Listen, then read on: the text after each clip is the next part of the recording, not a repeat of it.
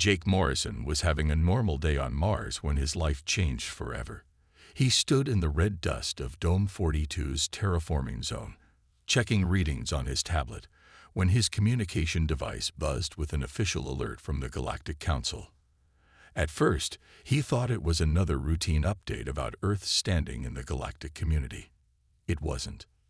"Mr. Morrison," the holographic message began, showing the face of a green-skinned alien with 4 eyes. "You have been selected as the legal guardian of Princess Xthera of the Zentari Empire." Jake blinked twice, then looked around to see if anyone was playing a joke on him. The other terraforming engineers continued their work, paying no attention to his confusion. "This is not a mistake," the alien continued, clearly fighting back what looked like a smile.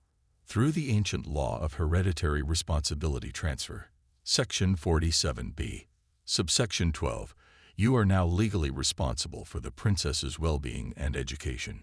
Jake sat down on a nearby rock, not caring that the red dust would stain his work suit. How could he, a simple terraforming engineer, become guardian to an alien princess? He had enough trouble keeping his pet cactus alive.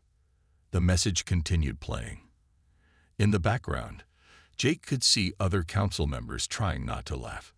Some were failing miserably, their various alien anatomies shaking with poorly hidden amusement. "The law states that any being who saves the life of a royal family member becomes eligible for guardianship duties," the green alien explained. "Your great-grandfather once prevented a Zentari ship from crashing by giving them emergency landing coordinates on Earth. That ship carried the current king's great-aunt." Jake remembered the story. His great-grandfather had been a simple radio operator who happened to be working late one night when a strange signal came through. Instead of panicking, he had treated it like any other distress call and helped guide the ship to safety. The family still had the thank-you note written in shimmering alien script.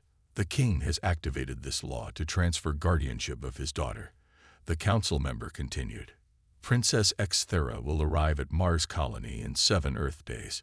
You will be given a diplomatic residence and necessary resources for her care." Jake ran his hands through his dark hair, leaving streaks of red dust in it.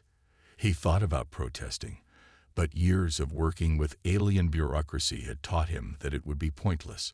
Once the council made a decision, especially one involving ancient laws, it was final.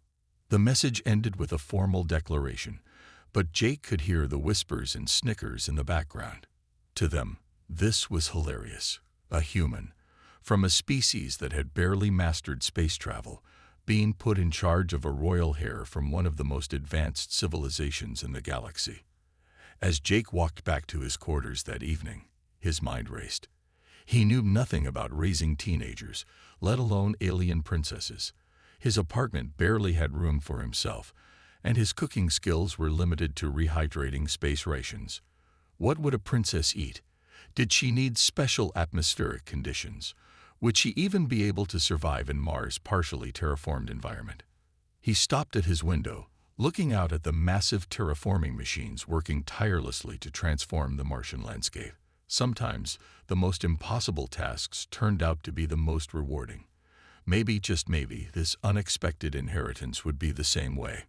Little did the Laughing Council know that they had just created something unprecedented. A link between humanity's determined spirit and one of the galaxy's oldest royal lines. And Jake Morrison, covered in Mars dust and completely unprepared, was about to prove that humans could rise to any challenge, even parenting an alien princess. 7 days passed too quickly for Jake Morrison. The Mars Colony Administration had moved him to a larger living unit in the diplomatic quarter, but he still felt completely unprepared when the Zentari ship entered Mars orbit. The ship looked like a floating crystal palace, its surfaces reflecting the red planet's light in rainbow patterns. Jake stood in the colony's main reception dome, pulling nervously at his new formal uniform. Around him, a crowd of colonists tried to look busy while obviously waiting to see the alien princess. "Zentari Royal Transport requesting landing clearance," announced the colony's AI system. Jake watched through the dome's transparent panels as the ship descended gracefully onto the landing pad. It made no sound, unlike the noisy human ships he was used to. A path of light appeared from the ship to the dome's airlock, creating a protected walkway. The airlock cycled, and Jake's breath caught in his throat. Princess Exthera stepped through, and she was nothing like he had imagined. She was tall and slender, with skin that looked like living crystal. As she moved, colors rippled across her surface. Right now, mostly deep blues and grays. Her face was elegant but clearly alien, with large eyes that shifted color like opals. She wore what looked like flowing liquid metal as clothing, and she carried no luggage. Behind her came several floating spheres, probably containing her belongings.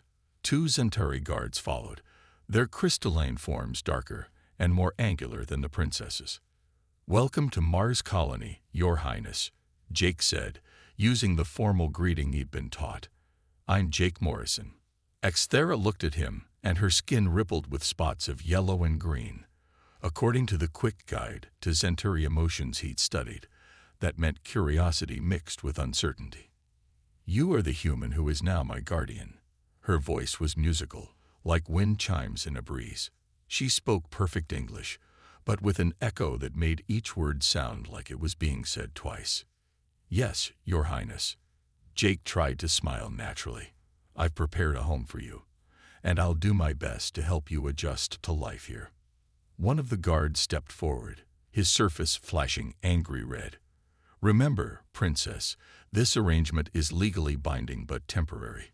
Once you come of age in 3 Earth years, you can return to—" "Thank you, Guardian Kex," Exthera interrupted, her skin now showing bands of dark purple, sadness, according to Jake's guide. "I am aware of the terms." Jake noticed how the princess's colors dimmed when the guard mentioned returning home. There was clearly more to this story than a simple legal arrangement. "Would you like to see your new home?" Jake asked, trying to change the subject. "I've been told it's been set up according to Zentari environmental preferences." Exthera nodded, a very human gesture that surprised Jake. That would be acceptable. As they walked through the colony's corridors, people stopped and stared. Exthera's colors shifted rapidly between purple and gray, showing distress at all the attention. Without thinking, Jake moved to shield her from the curious onlookers. "Don't worry about them," he said quietly. "They'll get used to you being here soon enough." The princess's colors steadied slightly, a hint of warm orange appearing, the first positive emotion he'd seen from her. The guards remained at the entrance to the diplomatic quarter, and Jake led Exthera into what would be their shared home. The princess looked around the space, her colors shifting to pale blue, thoughtful, analyzing. "Human," she said finally, "why did you accept this guardianship?" Jake considered his answer carefully. "Because sometimes the most unexpected things in life turn out to be the most important." Exthera's surface rippled with a new color pattern he hadn't seen before. Maybe, just maybe, it was hope. 2 weeks into their new arrangement, Jake Morrison sat at the kitchen table, watching Exthera stare at her breakfast with confusion. Her crystalline skin flickered between green and yellow, showing her mix of curiosity and uncertainty. "It's called French toast," Jake explained, cutting into his own piece. "It's a traditional Earth breakfast. You don't have to eat it if you don't want to." In the Zentari Empire, food is consumed in liquid form only, Exthera said, poking the toast with her fork. Her skin rippled with tiny patterns of blue. She was analyzing everything, as usual. "We consider solid food primitive." Jake noticed the purple edges creeping into her color pattern. She was worried about offending him. 2 weeks had taught him to read her emotions better than any guide could. "Well," he smiled, "sometimes primitive can be pretty good. Like how I have to use actual legs to walk instead of floating like your people do." A flash of bright orange crossed Exthera's surface, amusement. She was laughing, in her own way. These moments were becoming more common. "Did you know," Jake continued, "that humans originally started cooking food to make it easier to digest? It let our brains grow bigger because we didn't need as much energy for our stomachs." Xthera's colors shifted to the deep blue of concentration. That is surprisingly logical. She finally took a small bite of the French toast. Her entire surface lit up with swirls of bright pink, pure delight. "This is acceptable," she said formally, but her colors told the true story as she quickly took another bite. Later that day, Jake took Xthera to his work site in Dome 42. He had to return to his terraforming duties, and he didn't want to leave her alone in their quarters. "This is how we're making Mars livable," he explained as they stood before the massive terraforming machines. "We're changing the whole planet, bit by bit." "But why not simply use quantum field manipulation?" Xthera asked, her skin showing patches of gray confusion. "The Zentari could transform this planet in days." Jake knelt down and scooped up a handful of red soil. "Sometimes the slow way teaches you things the fast way can't. Look." He pointed to tiny green specks in the soil, the first Mars-adapted algae, beginning to grow. Xthera leaned closer, her colors shifting to a curious yellow-green. "Life," Jake said softly, "finding a way to grow in a new place. Kind of like you and me, right?" Xthera's surface rippled with complex patterns Jake hadn't seen before.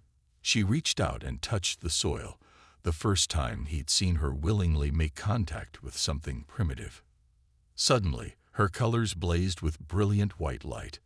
The algae where her finger touched began growing visibly, spreading in beautiful patterns across the soil. "That's incredible," Jake exclaimed. "I thought you said you couldn't manipulate quantum fields like other Zentari." "I cannot," Xthera said, her colors showing confusion and excitement mixed together. "This is different. I can feel the life patterns, see how they want to grow. It's like they're speaking to me through colors, just as I speak through my skin." Jake watched in amazement as more algae grew in artistic spirals around them. He realized that what the Zentari had seen as a defect in Xthera might actually be a whole new kind of gift. "Sometimes," he said gently, "being different just means you're special in a way nobody understood before."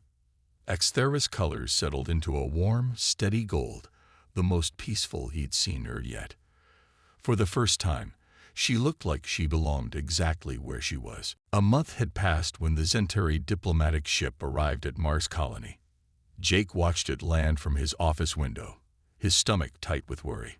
Xthera's skin had been showing nervous purple patterns all morning. "They're here to check on my progress," she had explained during breakfast, her colors dim and muted. "The royal court wants to make sure I'm not becoming too human." Now, as they stood in the colony's main meeting room, Jake understood her concern.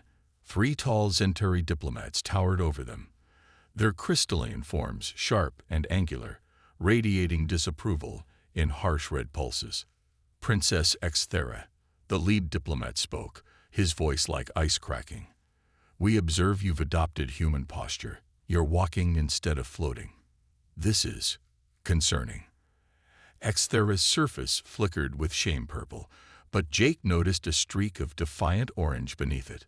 "Walking is practical in the colony," she replied quietly. "It conserves energy. And we see you're consuming solid food," another diplomat said, geometric patterns of disgust flashing across his surface, like a primitive species. Jake felt his hands curl into fists. He'd spent the past month watching Xthera bloom, seeing her colors become brighter and her confidence grow. He wouldn't let them destroy that. "Excuse me," Jake stepped forward, ignoring the diplomat's shocked expressions at being interrupted. "But Xthera has made incredible progress here. Did you know she's developed a unique way of enhancing our terraforming efforts?" "The princess lacks proper Zentari abilities," the third diplomat dismissed. "Her alternative talents are irrelevant." That was the last straw for Jake. In his calmest voice, the one he used during terraforming emergencies, he spoke. "On Earth, we have these birds called penguins.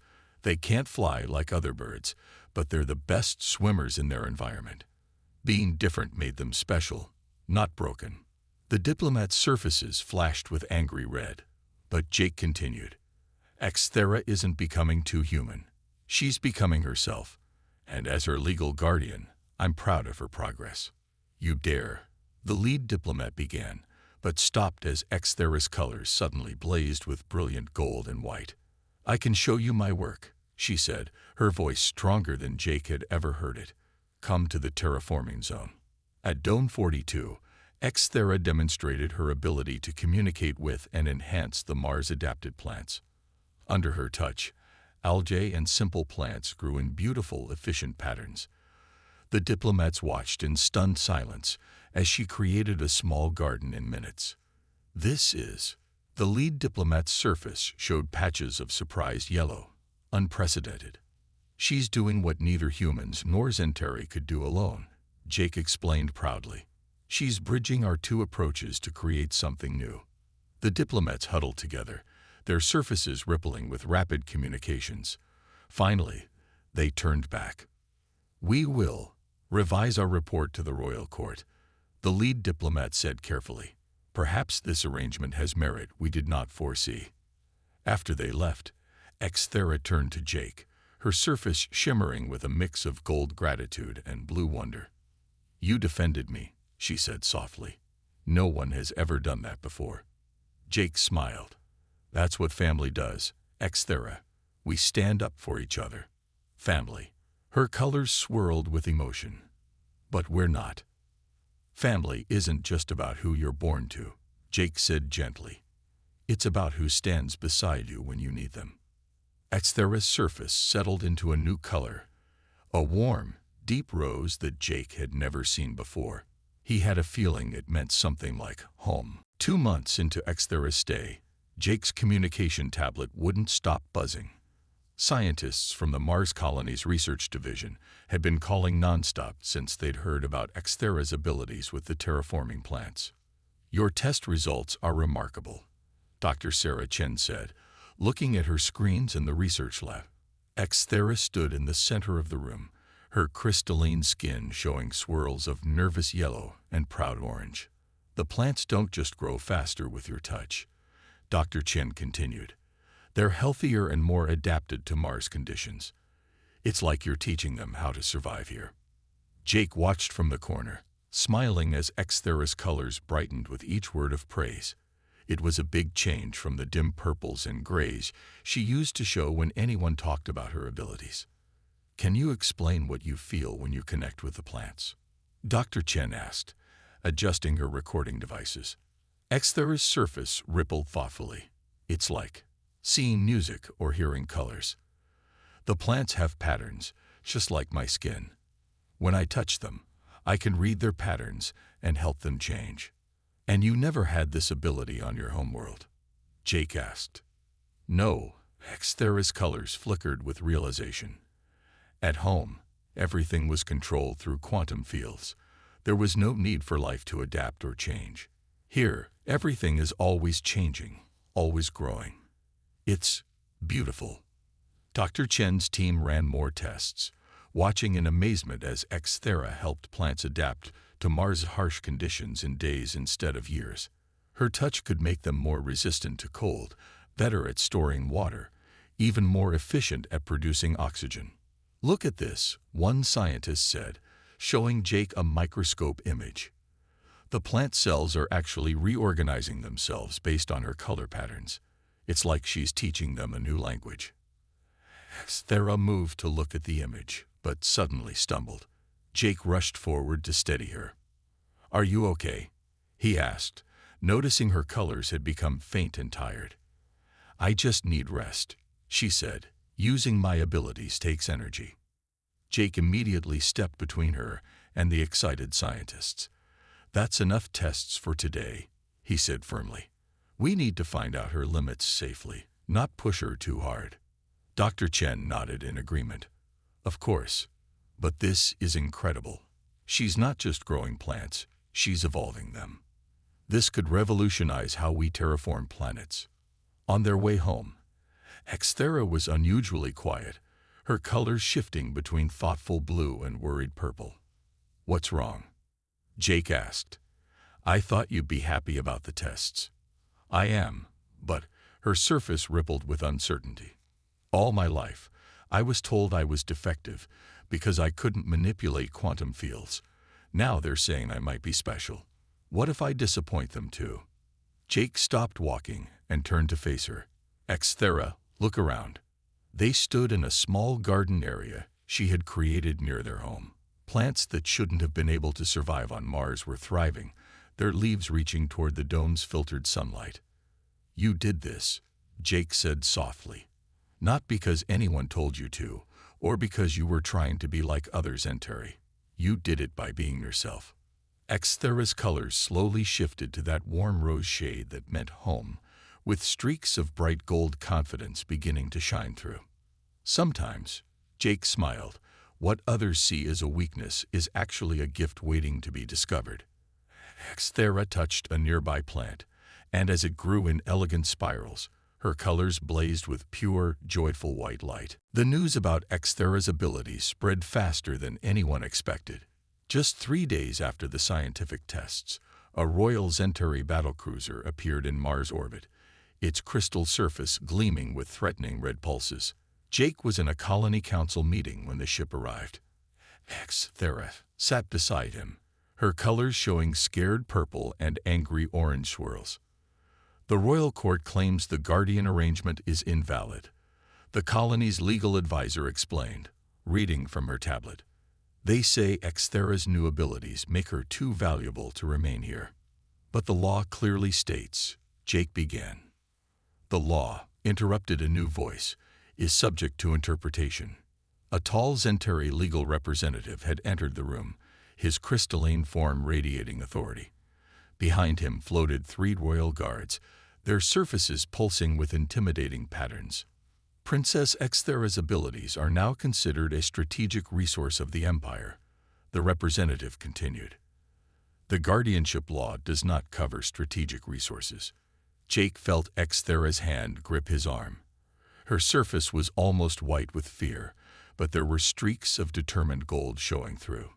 I won't go back, she said, her voice quiet but firm. I have rights under both human and Centauri law. The representative's surface flickered with dismissive patterns. You are a child by Centauri standards. You have the rights we give you. Jake stood up slowly, remembering everything he'd learned about Centauri law during the past months. Actually, he said, according to the ancient records of hereditary claims, Section 89, any being who develops a unique ability becomes legally adult in matters regarding that ability. The representative's colors showed surprised yellow for a moment before returning to stern red. That law is centuries old. But never repealed, Jake smiled. I checked, and since Xthera's ability is unique in all recorded Centauri history, she has the right to choose where she develops it. The colony's legal advisor quickly looked up the reference, then nodded. He's right. The law still stands. Furthermore, Jake continued, growing more confident, the original guardianship arrangement was made under Galactic Council oversight. Only they can revoke it. The representative's surface showed frustrated patterns of dark red and black.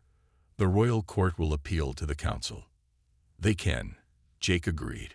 But until then, Xthera stays here, where she's safe and happy. The representative stared at them, both for a long moment. Finally, his colors shifted to a calculating blue. The royal court offers a compromise. Princess Xthera may continue her research here, under proper Centauri supervision. Her human guardian will be compensated for his service. You're trying to buy me? Jake asked, feeling anger rise in his chest. Xthera isn't a thing to be bought or sold. She's a person, and she's family. Xthera's colors blazed with that special rose shade that meant home, mixed with bright gold gratitude. My decision is made, she said, standing beside Jake. I choose to stay with my guardian.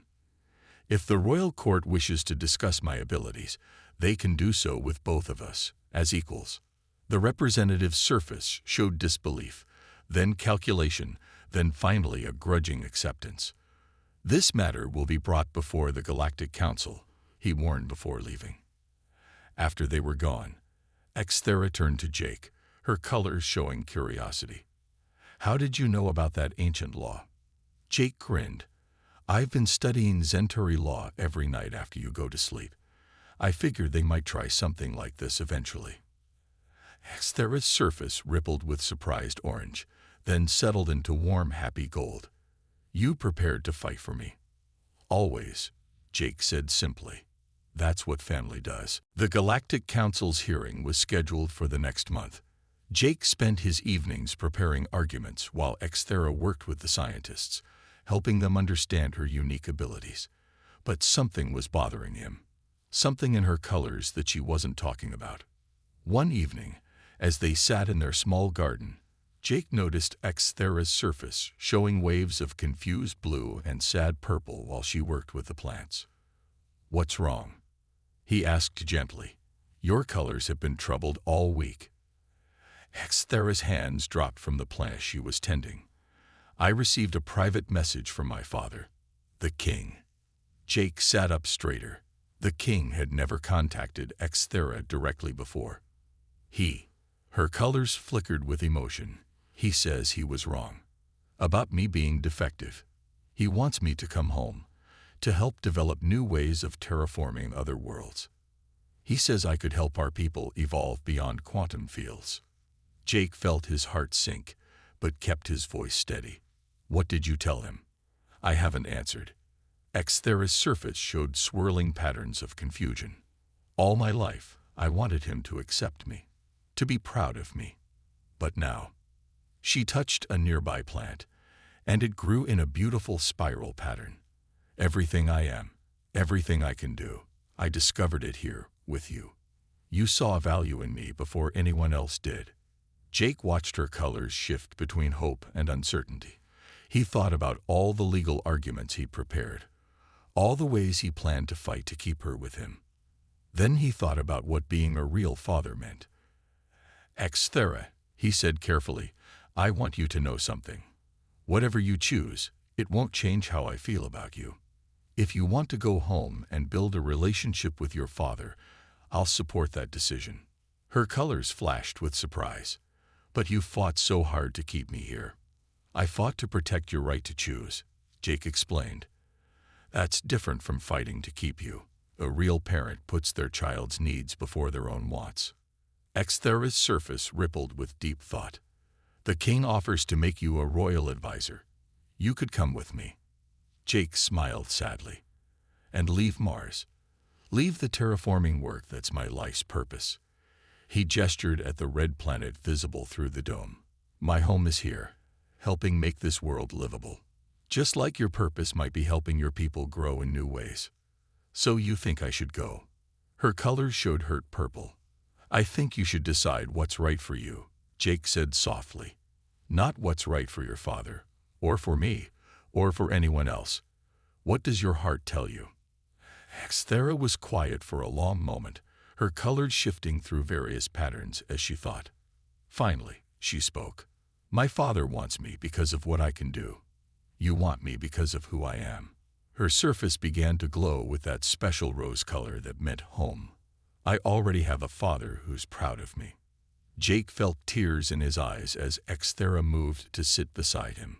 But she added, her colors showing bright, happy gold, maybe it's time to teach the Zenturi about being a real family. Will you help me write a response to the king? Jake pulled her into a hug, something she'd learned to enjoy despite it being very un-Zenturi. Always, he said. That's what family does. The Galactic Council chamber was enormous, with crystalline walls that stretched up into darkness. Jake stood at the back of the room, while Exthera faced the council members, representatives from 50 different alien species who would decide her fate. The Zenturi king himself had come, his massive crystalline form dominating one side of the chamber. His surface showed careful, controlled patterns of royal blue and gold, but Jake noticed flickers of uncertainty when he looked at his daughter. Princess Exthera, spoke the council leader, a being made of shifting smoke and light. You stand before us to determine your future. Both the Zenturi Empire and Mars Colony claim the right to guide your development. Do you understand the weight of this moment?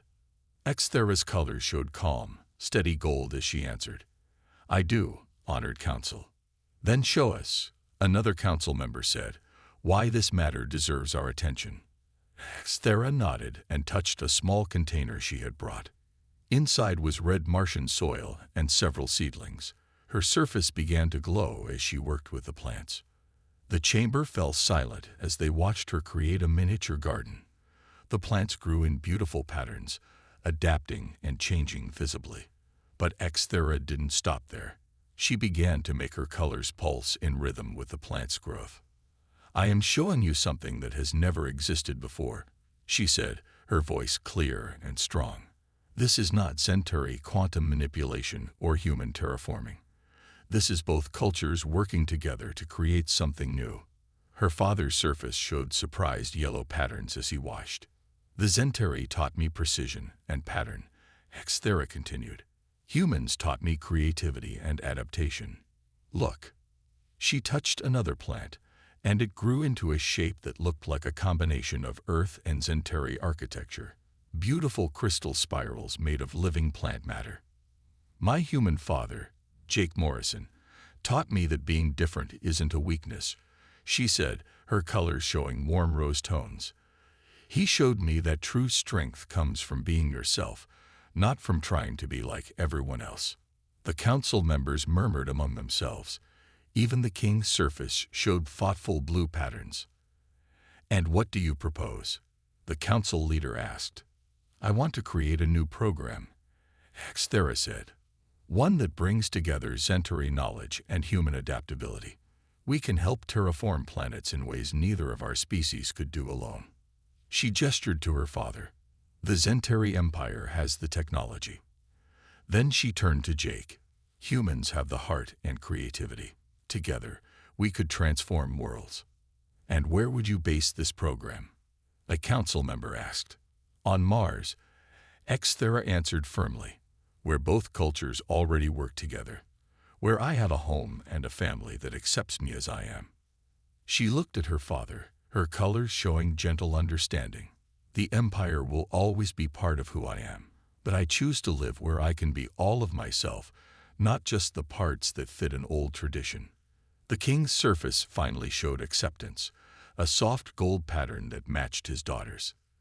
The Empire, he said slowly, would be honored to participate in such a program.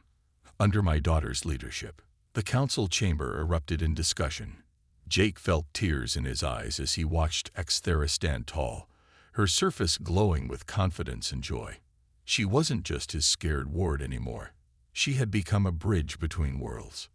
The council leader raised a glowing tendril for silence. We have reached a decision. 1 year after the Galactic Council hearing, Jake stood in the newly completed crystal dome of Mars Colony. The massive structure combined Centauri crystal technology with Earth-style gardens, creating a space where both species could work together comfortably. Thera moved among the other researchers, her crystalline surface glowing with happy gold as she taught a mixed group of human and Centauri students. Her unique ability to communicate with plants had led to breakthrough after breakthrough in terraforming technology. She's quite remarkable, said a familiar voice. Jake turned to see the Centauri king, his massive form carefully adjusted to human height. She always was, Jake replied quietly. She just needed people to see it. The king's surface showed patterns of regret mixed with pride. You saw it first. I was less wise. They watched as Thera demonstrated her techniques to the students. A young human scientist gasped in wonder as her plant grew in impossible crystal patterns, while a Centauri researcher's surface showed amazed yellow swirls as she explained how to feel the life patterns. The Galactic Council was right, the king said. This program is changing both our peoples. My scientists are learning to appreciate organic growth, while your people are mastering crystal harmonics. Together, we're developing methods neither of us could have discovered alone. Jake smiled as he watched Thera move confidently through the group. Gone was the scared, uncertain princess who had arrived on Mars. In her place was a strong young woman whose surface constantly showed the warm rose color of home, mixed with bright gold confidence. Father, Xthara called out, and both Jake and the king turned. She laughed, her surface sparkling with orange amusement. Both fathers, she clarified, making her way over to them. The new seeds are ready for testing, she said excitedly.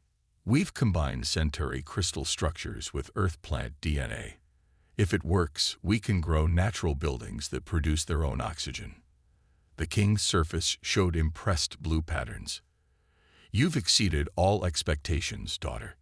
I had good teachers, Xthara replied, her colors showing affection for both men. One who taught me about royal responsibility, she nodded to the king, and one who taught me about unconditional love. She touched Jake's arm gently. The Galactic Council is calling it the Xthara Protocol now, the king said proudly, using differences to create strength rather than division. Other species are asking to join the program. They laugh less at humans now, Xthara observed, her surface showing satisfied orange patterns, especially since we proved that human emotional intelligence combined with Centauri precision creates better results than pure logic alone. Jake watched as human and Centauri researchers worked side by side in the dome, their differences forgotten in their shared excitement over new discoveries, all because one scared princess and one simple terraforming engineer had learned to be family. So, Xthara said, her colors showing that special rose shade that meant home, with streaks of mischievous orange. Which one of you is going to help me explain to the council that I want to try adapting these techniques for water worlds next? Both Jake and the king spoke at the same time. I will. They looked at each other in surprise, then laughed, the king's surface rippling with amused patterns while Jake's shoulders shook. Xthara's surface glowed with pure joy as she watched her two fathers, her two worlds, finally in harmony. The Galactic Council had stopped laughing at humans long ago. Now they pointed to Mars' colony as an example of what could happen when differences were celebrated instead of feared. Sometimes, Jake thought, watching his crystalline daughter teach others how to bridge worlds, the best families are the ones you build yourself.